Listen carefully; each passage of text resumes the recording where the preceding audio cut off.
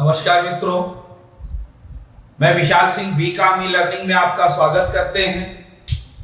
आज हम आपको पार्टनर और कंपनी में क्या क्या अंतर होते हैं उनको अलग अलग करके बताएंगे। यह रुचिकर आपके नॉलेज के लिए है। मेरा विनम्र अनुरोध है कि आप मेरे इस चैनल को लाइक, सब्सक्राइब एंड शेयर करें, जिससे आपको मैक्सिमम जानकारी प्राप्त हो सके।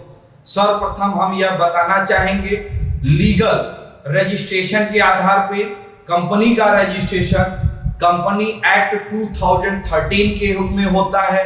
पार्टनरशिप 1932 के अंतर्गत होते हैं। सेकेंड आप है नंबर ऑफ मेंबर। कंपनियों में 3 प्रकार की कंपनियां होती हैं, बाकी पर डिफाइंड नेक्स्ट चैप्टर में आपको बताऊंगा। जनरली जो आपके यूज होते हैं, पब्लिक कंपनी में मिनिमम मेंबर 7 और मैक्सिमम वो अपने शेयर पर डिपेंड करते हैं। प्राइवेट कंपनी में मिनिमम 2 मैक्सिमम 200 होते हैं। ओपीसी में सिंगल पर्सन होता है। बट पार्टनर में मिनिमम कम से कम 2 पार्टनर होने चाहिए, मैक्सिमम आप 100 पार्टनर कर सकते हैं। कंपनी के मीनिंग, कंपनी आर्टिफिशियल पर्सन के अंतर्गत क्रिएटिंग बाय कंपनी एक्ट 2013 के अंतर्गत किया जाता है। लेकिन but partnership relation of the 2 person and other, 2 या 2 से अधिक व्यक्ति आपस में मिलकर के व्यापार करते हैं तो और उसे हम क्या कहेंगे? पार्टनर कहेंगे। Limited liability of the member, कंपनियों के मेंबर उनके शेयर के आधार पे, वर्किंग सिस्टम के आधार पे लिमिटेड होते हैं। पार्टनर भी अपने मेंबर्स को डिफाइन करते हुए भी रख सकते हैं। प्रॉपर्टी, कंपनी अपने नाम से प्रॉपर्टी खरीद सकती है।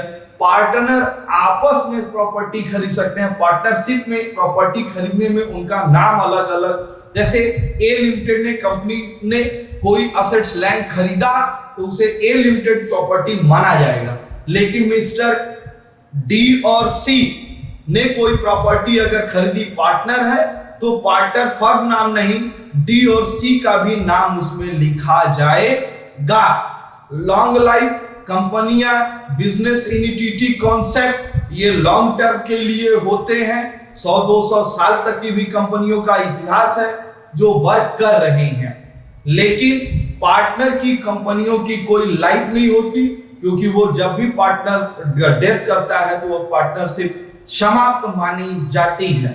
कंपल्सरी ऑडिट कंपनियों के लिए कंपनी एक्ट में स्पष्ट रूप से बताया गया है कि आपको ऑडिट करना 100% मस्ट है। बिना ऑडिट किए हुए कोई भी कंपनी अपने रजिस्ट्रार के यहाँ कोई भी चीजों को प्रस्तुत नहीं कर सकती। पार्टनर के लिए उन्हें आवश्यक में ऑडिट कराते हैं, उनके लिए पार्टनरशिप डीड में ऑडिटेशन का कोई बाध्य नहीं है। कंपनी का मैनेजमेंट कंट्रोल करने के लिए डायरेक्टर होते हैं, मैनेजिंग डायरेक्टर होते हैं, बोर्ड ऑफ डायरेक्टर होते हैं। शेयर होल्डरों के द्वारा उनका चुनाव किया जाता है।